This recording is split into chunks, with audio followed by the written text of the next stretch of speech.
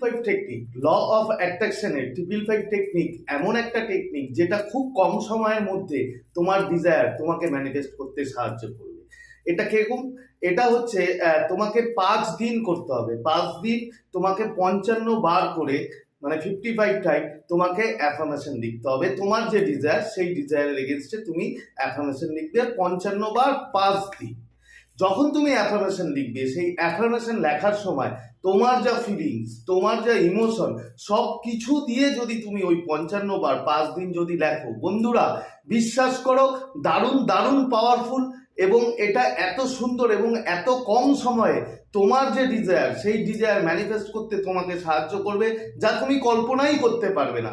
তো এই triple five technique করার সময় একটা কথা মনে রাখবে, যে তোমাকে ইমোশন, তোমাকে ফিলিংস মারাত্মক মারাত্মকভাবে দিতে হবে।